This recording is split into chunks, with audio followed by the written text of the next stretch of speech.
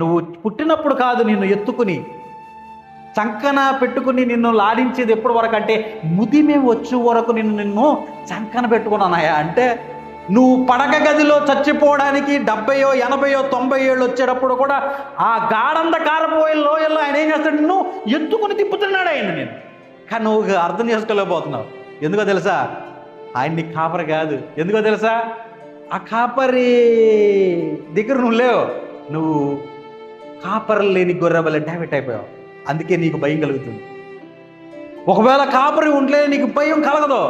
కాపరి నాకున్నాడు, తోడేలు వచ్చినా ఏం చేస్తాడు, కాపరి దుడ్డికర్ర ఉంటుంది ఆయన దగ్గర.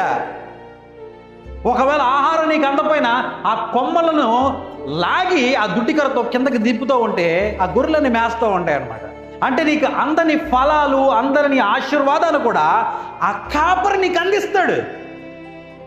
కాకపోతే ఇక్కడ ఒక పాయింట్ ఏంటంటే, ఇశ్రాయేలు ప్రజలు ఏమైపోయారంట, గొర్రెల కాపరి లేని వారికి అయిపోయారు. కాబట్టి వాళ్ళు ఏమైపోతున్నారు, చల్లా చెదరైపోయారు. వాళ్ళు అటు ఇటు తిరుగుతున్నారయ్యా, ఏమేమి పొందుకోలేకపోతున్నారు, ఇంటికి వెళ్ళిపోతున్నారు తిరిగి. ఎందుకనంటే కాపరి వారి హృదయంలో లేడు. కాపరి నడిచే దారిలో వారు నడవట్లేదు. కాపరి వెళ్ళే మార్గాన్ని వాళ్ళు ఇష్టపడట్లేదు. ఆయన ఏమన్నాడు, నేనే సత్యమును మార్గమును జీవమును అన్నాడు. నా ద్వారానే ఎవరైనా తండ్రి వద్దకు చేరగలరు.